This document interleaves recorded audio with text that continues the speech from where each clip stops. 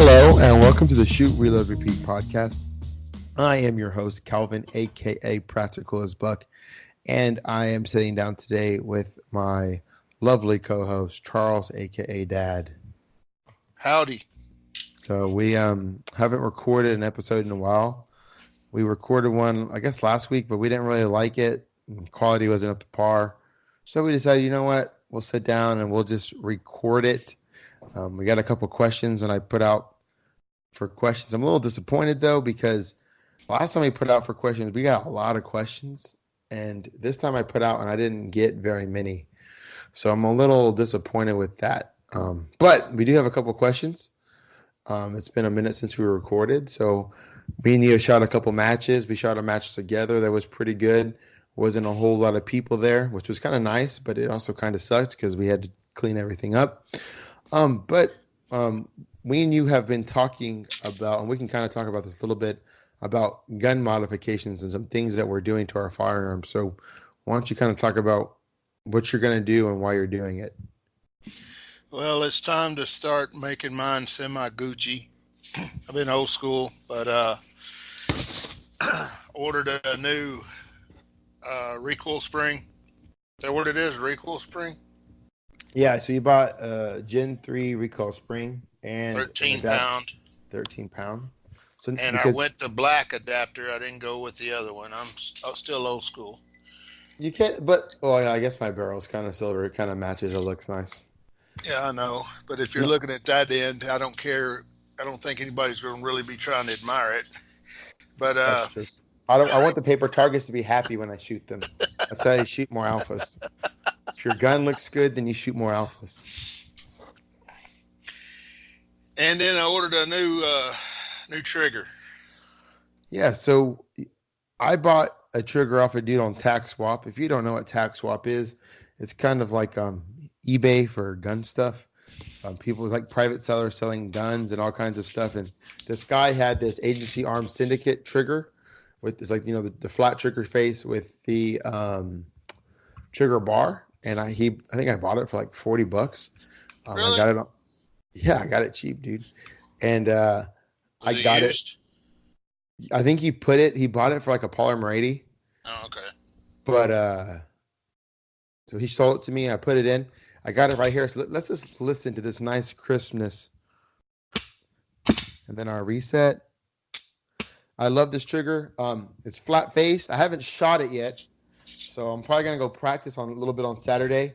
And then Sunday, I'm going to go shoot a match with it. I'm going to make sure it functions. But I like the flat face of it. What I really like about it is the safety on it. The trigger safety depresses flat. Like with a Glock one, you kind of, if you shoot a Glock for a while, you kind of get like a little callus on your shooting finger, on your trigger finger. And it kind of indexes flat. And it, you know, I don't know. I think it's nice. So we're going to go out. I'm going to shoot it. You kind of went with the same trigger. The best part about the Glock triggers is they're super easy to swap out. Like everything on the Glock, super low maintenance, really easy. Like anybody with a punch set and YouTube can do it. So you're going to ask me how much mine costs? Yours cost $60. More than that. What did you pay for it? $80. Where'd you buy it from? Midway. Oh, I mean, it's a good trigger.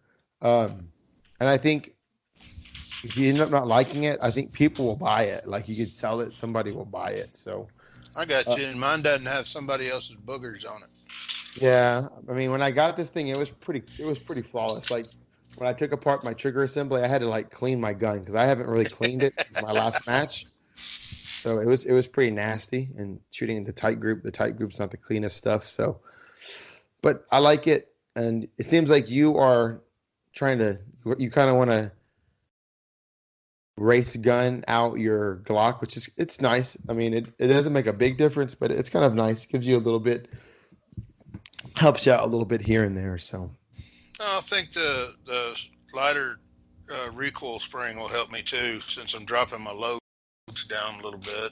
Yeah, I when I shot the factory recoil spring, I felt like I was having to wait. I felt like it was really slow because I guess the factory spring is real heavy, like 17 pounds. Right. So I've liked this little 13. So my dot reciprocates fast. It goes back really quick, and I like it. So now I'm not saying as soon as you get your gun, you should just go and mod it out. Like I've done mine slowly. Like so I got my grip work done last year during Thanksgiving. Over Christmas break last year, I got my slide milled. I got some weight taken off it, some serrations. And I also got it cut for my optic. And then now I just got a trigger. So I think where this gun is at now, um, is where I want it. NAF Solutions does my grip work. If you go and follow me on Instagram, you've seen it. He's a real nice guy.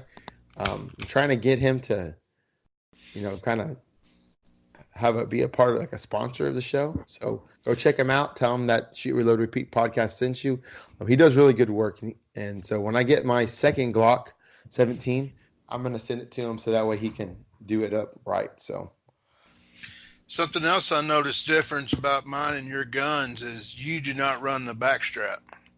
No, I kind of quit running it, and so when he did my grip work, I wanted to keep the finger grooves, but he took it off, and I really kind of like the Glock without the finger grooves. I've held a grip like a Gen 5 Glock without the finger grooves, and I like it. He also can do a grip reduction, so if you have smaller hands, you he can do a grip reduction. I've also seen where when he does a grip reduction, he'll take some of like if you ever know on the Glock, the bottom of the grip kind of is like this humpy shape, and he can shave that off and make it more of a up and down 90-degree type angle. Okay. So when I send it to him, I might have him do it and just see how it feels. I'm gonna send it back to him after I shoot Area 59 Championship and have him re-stipple it. Maybe I'll have him do that too, and just gonna test it out. So that's the next modification you should do later on is get your gun stippled. You just have to be without it for a while. It's the hard part. Can you tell me what the advantage is of having it stippled? For me, I think it just provides more grip. Now mine is kind of worn down because I do a lot of dry fire and I've done a lot of shooting with it. I've had it probably stippled for almost 2 years. It'll be 2 years in February. It just gives you a better grip. People that buy like 1911s, they have real aggressive grips. So it just helps you, to hold onto the gun. I know we're not shooting like super major power factor stuff, but it really, well, you are.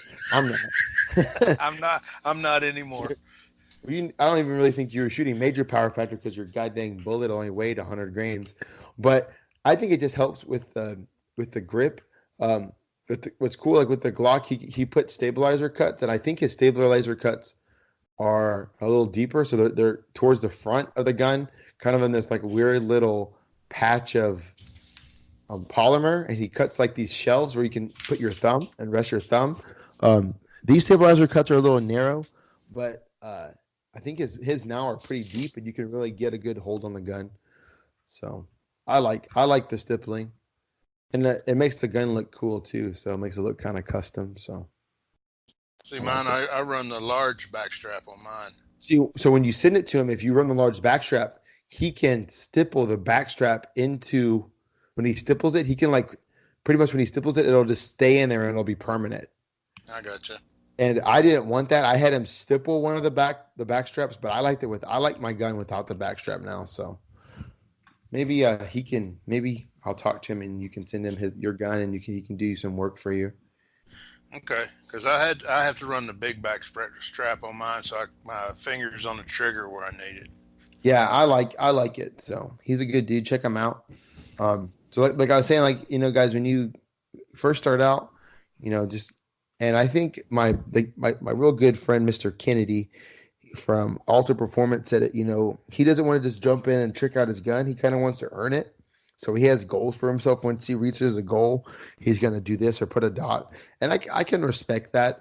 Because, if you just go out and buy all the Gucci stuff and you still suck, you're still going to suck with all the Gucci stuff. So it's just, it's like PCC guys. Like they go out and spend $3,000 on a freaking PCC rifle and it jams all the time, or they whine about hard leans. So I kind of agree with that. So, and of course you got to do what's in your budget. So that's one reason why I still shoot a Glock, because I got it a long time ago and knock on wood, so it works for me, and it's really easy to easy on maintenance and easy on parts, and mags are easy to find, everything like that. So I'm working on getting a second one, like as a backup. So if you're selling a Glock 17, hit me up on IG. So or shoot me an email, whatever. All right. So is there anything you want to add? We have a couple questions, so I thought we could maybe answer our questions. Sure, let's answer some questions. Okay, so let me pull it up because I gotta find it because it's been a minute. Here's the first one. What tips and tricks can you give on switching to carry optics? Any specific live or dry fire drills that you have used to help you shoot a dot better? So That's from Mark Romeo. yes, thank you, Mr. Romeo, for giving us a question. So when I switched to carry optics in like it's late May, early June, I just dry fired every day. I worked a lot of just draws and transitions because with the dot, you only have one point of aim, so you kind of find yourself where you are searching for the dot. And so I really wanted to be able to draw the gun, index, and find the dot. And now even now that I haven't really shot or dry fired, I can draw the gun and I can have that dot right where I want it. So I would just work draws, transitions. Once you start getting that dot, then you can start working on, you know, transitioning and splitting the trigger. When you go and you shoot like live fire drills, I would just shoot the same live fire drills you already shoot, but try to be more target focused and not so dot focused. That was my biggest thing is I was always so used to looking at my front sight instead of looking at the target. And so now I just look at the target and the dot just appears on the target where I want it. So I would just sit there, man, and dry fire. I would try to dry fire every day, even if it's like 5 or 10 minutes, because you'll get that index. You'll kind of figure out how you need to grip the gun, um, how hard you need to grip the gun. Because with the dot, everything's over exaggerated. So like if I grip the gun too hard, the dot is going to move. So you really got to work on just getting the dot, finding the dot, and it'll come to you. Because with iron sights, Iron. I can't talk today. The you don't really notice when you have a bad sight picture, right? You kind of get used to it. Same things with the dot. So with the dot, you might not like you might have that dot a little high, a little low. So just practicing, indexing, finding your dot. That's what I would work on, man. So that's all I really got. You can't really answer that quick. You shot my pistol a couple times, right? Just once.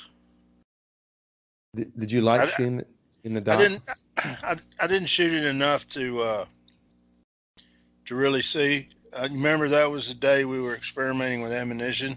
Yeah, I I was think more worried you would. about ammunition than concentrating on the dot.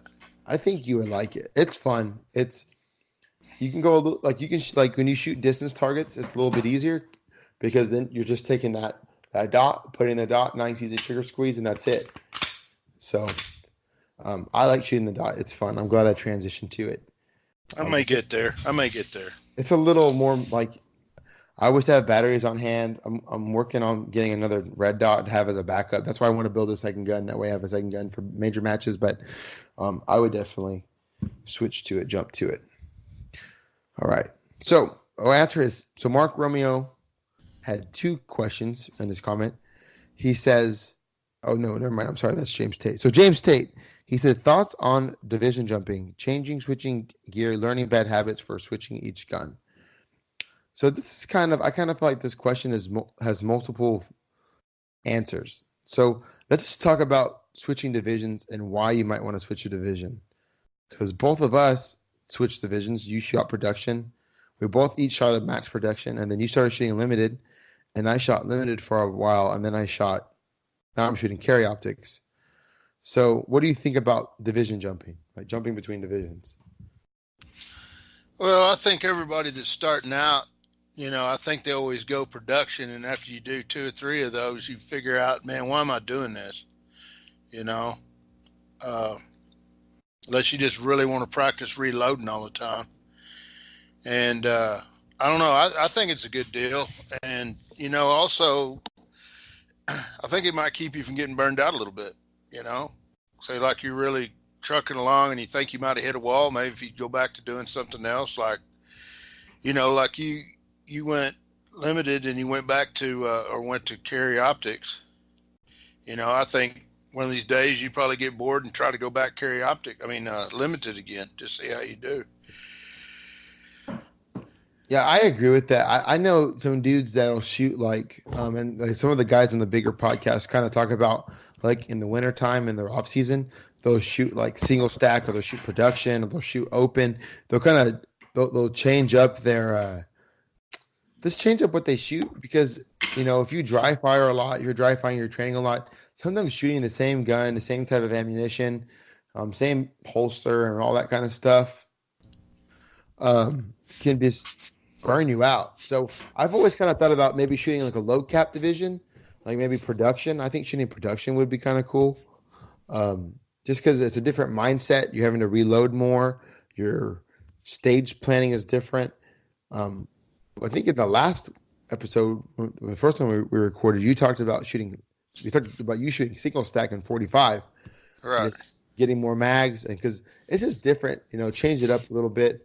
I also think it's a good idea to switch division. So like you shooting, like I was shooting limited, and I was trying to be a little bit more competitive, and I was shooting minor. So I decided, you know what, I'm just gonna go and I am gonna shoot carry optics because everyone shoots minor and carry optics, and so I'll have at least that'll be an advantage for me. Everyone's on the same scoring field. Everyone's scoring is exactly the same. So I agree.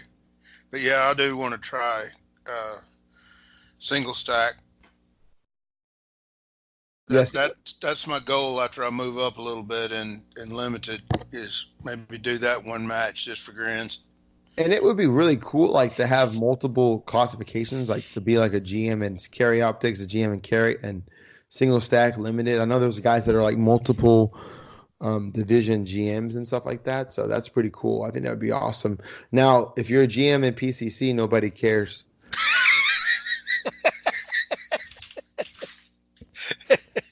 Like being a GM in PCC is kind of like being a marksman, expert marksman in IDPA. It doesn't really count. No one cares. Anyway, other That than $5 will get you a cup of coffee at Starbucks. yeah, I don't know. Nobody cares. Um, so he also talked about the gear. So and building bad habits. So I don't really think like the gear doesn't matter all that much, like changing gear, unless you're shooting like single stack. Like say you go from open to shooting single stack. Well, you're gonna have to reload more. You're gonna have to like get used to loading off different parts of your belt. So I think that might be difficult. And if you, and I think we talked about on the deleted episode that if you got some bad habits with iron sights, it's going to magnify it with carry optics. Yeah, like if you're gonna go, if you kind of suck at shooting a dot, if you suck at shooting iron sights, and then you go, if you think putting a dot on your gun is just gonna fix everything, it's not because whether it's your grip or your trigger control or whatever it is, it's still gonna be there, and it might even discourage you even more because if you really slap that trigger, that dot is gonna move. Now, to play devil's advocate for that, it could actually help you because if you're like, holy crap, every time I pull this trigger, that dot is jiggling, is moving around, dancing around, and that's why I'm getting misses at distance. So switching can also kind of might show you your problems too. Because if you're shooting 35-yard shots and you're always missing, and then you put a dot, and when you see that dot moving around all over the place, you might think, oh, well, maybe that's the problem. So I agree. If you already have bad habits, it might. The only bad habit I could really see would be maybe like if you're used to with like reloading with like a mag well, like in limited or open, and then you go to carry optics production single stack where you don't have that. That could be a problem too, because like you're used to just slamming that mag home. Doesn't matter really where the mag is at. So that might be not a bad habit. It might just be a skill that you'll have to work on. So That's a good point. Yeah, that's interesting because, that's one thing I've noticed that I don't have any issues with is getting my mag in the gun when I'm changing, and I don't run a mag well, So, well, I but used to that run is that. right, I huh? ran that. I ran that big ass Dawson Ice mag well, and you could just slam the magazines in there, and they would go in. And then when I went to carry optics, I had to I think I spent 3 days every week working on reloads because I was just missing the reloads because that Dawson Ice magwell was huge, and then I had to reload to the magwell that's stock on the Glock. So I think it's a good thing to think about if you want to switch divisions. I'm perfectly okay with people switching divisions. I think it's good. Keeps people from getting burnt out and keeps people from leaving the sport, and we need people in the sport. So, Or you shoot PCC. or you can just have no self-respect and shoot PCC. Whatever you want to do, man. Hey, it's a free country. Do what you want to do. I'm not. It's 2019. I'm not going to judge you. Not at least No, not to your face. this is Uh, a no judge zone. yeah, this is like Planet Fitness. It's judgment free. Yes. All right. So James Tate had another question. He said, "I know you have before, but explain the difference in classing up through shooting classifiers versus match bumps." So I am not the end all be all expert of the USPSA classification system. In fact, I still kind of don't understand it today, but this is my understanding. So if I am wrong, just people on the internet correct me. I know you will. So from what I understand is that with USPSA, um, there's two ways that you can class up. So you can class up using classifiers, which you shoot at matches, or if you go to a level 2, or it might even just be a level 3, higher than a local match, and you either win your division or you win high overall, or if you place higher than your division, then you will get a match bump. So let's say in November, when I go to my first big major match, Area 59 Championship, let's say I win C class, right? So if I win C class, there's a good chance I could possibly get a match bump and be moved to B class. That is how I understand it. Now, could I be wrong? Yes. Now, a match bump is a little bit faster than in the actual classification because I think you need 6 classifiers to be classified. So if you don't shoot a classification match and you only shoot one match a month, that takes you half a year to get a classification, and that's a freaking long time. I Like can that, attest to that. that is a very long time. So, like me and you both have shot a classifier match, and that's how I got my initial classification. Um, and I'm just looking at my classification right now, and guys, classification. I'm and, and this probably sounds like stupid because I'm a C class.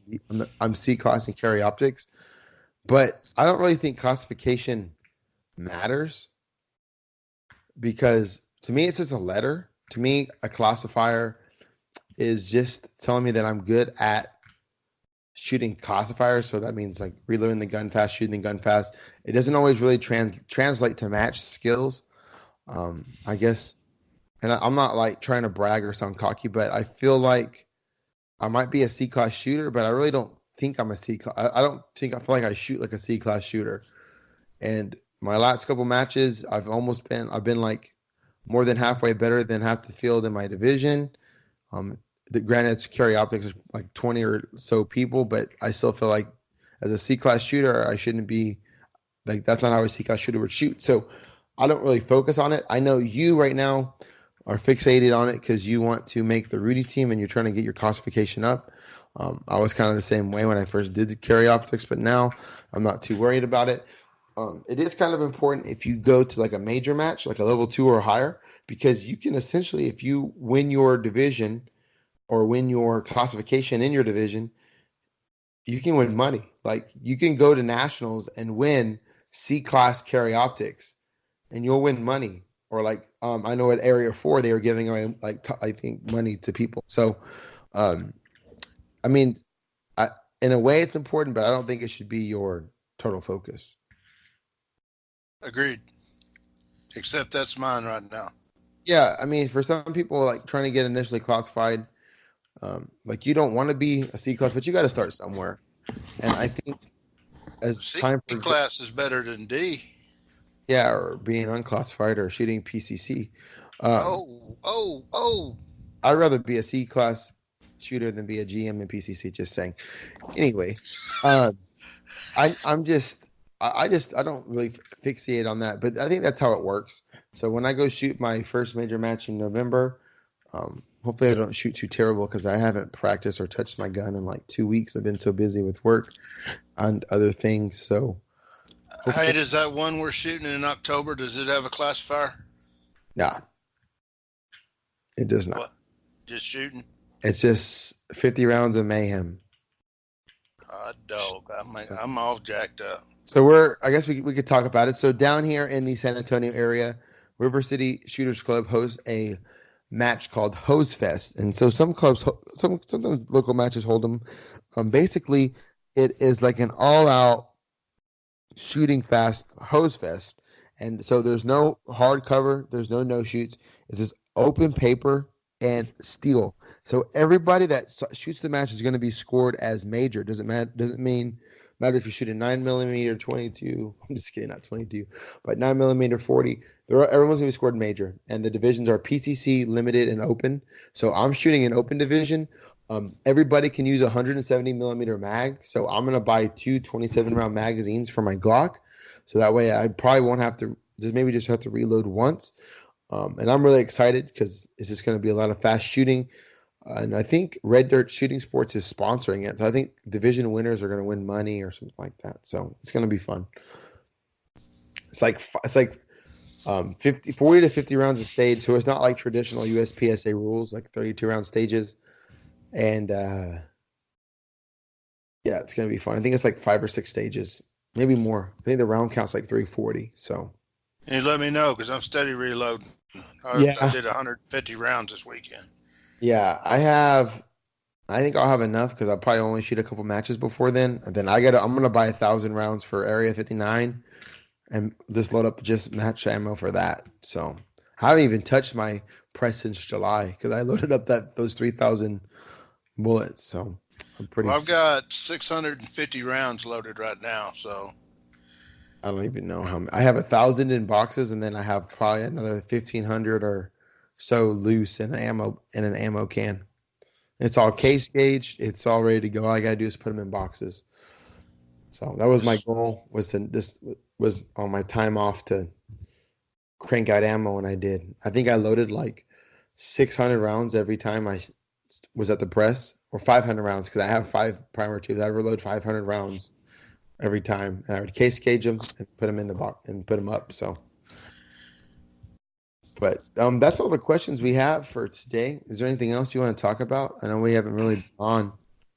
something I was looking at that shoots that you and I did in August. Was it August? Yes, it was August, almost a month. August, yeah. Dang, it's going by. Anyway, I was looking at my posture when I shoot, and I noticed that I bend over a lot, You lean forward. lean forward, kind of hunch your shoulders up, and I'm working on trying to stay more upright, but it's a hard habit to stop. You know what I mean? You got an Yeah. opinion on that? So I have found, and someone when I was posting, I posted a video about like when I'm like I guess it was a dry fire video or a shooting video, and the guy was like, because like I was kind of like slouched over when I was like ready to draw, and he said, try sitting up, and so I've been I try to shoot with my back straight because I feel like when I'm slunched over, my head is down, and I kind of found myself looking for that dot. So now when I drive her, when I shoot, I try to have a straight back. That way, when I bring that gun up, I'm bringing it up to my eye and my head. I don't have to move my head or anything. So maybe practice dry fire, like when you draw that gun, have your back up, have it straight, and I don't know. I think it helped me a little bit. Help my draw be just a little bit faster and more consistent because I was having to like draw and like stand up straight when I could just stand up straight and draw and Well, shoot. see, like I would almost be vertical, and when I draw and start moving is when I call it the turtle. You know, you got your head down, your shoulders hunched up. I Yeah. just did it so the people on the podcast could visualize what I was doing. It's okay. I was just playing. I was just playing with mine. But yeah, that's something I've been working on when I've been doing dry fire stuff. But trying to get out of that habit. So I think it'll be better for me. I'm working on it. So Yeah. Yeah. Maybe just take it and draw, and just work on keeping your back straight. Like I'm doing it right. Like I just know right now, like that's just natural for me. I'm sitting here in the studio with my gun loaded gun, doing a little bit of dry fire, and I think it helps, especially when you have the dot, because when your head is straight, like in a natural position, you don't have to look for that dot. It's already there. true. So maybe try it. And all that, I think all of that, I think USPSA helps with all that because otherwise, like you would just go to the range and just shoot and you wouldn't notice. So, It's very hard for me just to go to the range now. yeah, I don't like going to the range. I don't like just going and shooting and not doing anything. I think it's boring. Yeah, yeah, I think, that shooting that didn't really, shooting USPSA has changed that. So, yes. well, We are tainted. I don't really have anything else. So I guess we can kind of wrap it up. Um, we, we are make sure you guys please guys go and like our Facebook page. I know I haven't really posted much lately. I've been busy, so go ahead guys, go search shoot reload repeat podcast on Facebook. Go and like our page. Everything that I post on Instagram at practical is but posts over there, so you can go like the page, you can go follow me on Instagram. I do my best to I really do my best to try to get out and post things. So just let me, just hit me up and follow us. We will be down at that Hose Fest. So if you're in the San Antonio area and you listen or you decide to come in, feel free to come and say what's up to us and talk to us. That'd be really cool to kind of meet some fans. I don't know how many fans we have, but looking at our analytics on iTunes, it seems like we get some decent, listen. So maybe if you're a listener, just come and check us out. Is there anything you want to add? They'll be able to find us. I'll bring the range battle wagon. Yeah. Oh, yeah. You're gonna have so many people that are gonna love that. Oh, I wanted to bring this up too. So I kind of did a thing, um, and I don't. This might extend our podcast a little bit, but that's okay. I uh, I kind of broke down and I bought some like arm sleeves to wear at the next match. So I bought some gray ones and I bought two green ones from this place called SA Company because it was like buy three for the price of one. So it was like $12 for three of them. And then and they had another sale like 20% off. So I bought like one for like $6. You know what I'm talking about? Like the Yeah, it's what the spandex. guys like. What the cops wear when they can't have their tattoos exposed. Yeah, because at the last match, it was so freaking humid. And when I got outside and I started getting stuff ready, I went to put on sunscreen. And I couldn't even put on sunscreen on my arms because they were so sweaty. So I'm gonna try them out when I go to practice. Um, I've worn them just like around the house just to try them out. And you would think that they wouldn't be real comfortable because there's like that elastic band on your arm and then on your wrist, but they're actually pretty comfortable. So I'll try them out and I'll let you guys know. Um, I think it'll be good for in the summertime. Just try to keep the sun off of me. So I'll try them out. I'll let y'all know how that goes. I meant to talk about that at the beginning, but I forgot about it. So, well, that's all we got. I do want to thank we do have a sponsor. Rafter L Consulting is our sponsor for our show. So I want to thank Rafter L Consulting. Um, if you guys are listening and you want to help support the show, just shoot us an email at shootreloadrepeatpodcast@gmail.com. Uh, if you want to, get your business out there or if you want to provide a coupon code, I'm all up for that. It'd be cool. So I do want to thank our sponsor for that, guys. And make sure you guys share the podcast. Help us get out there. Help us find people. Share this with your friends. Download the episodes and just get us out there. So, is there anything you want to add before we jump off of here? Remember, everybody, that passed away on 9/11. The 18-year anniversary is tomorrow. Yes, so we will be. I will probably post this on 9/11. So yeah, it's crazy.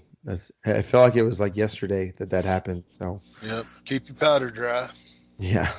All right, guys. So that is all we have for you. We really appreciate you listening to us and putting up with our shenanigans. And I'm not gonna apologize for the PCC and IDPA comments because you deserve it. But thank you guys for listening and shoot fast and don't suck.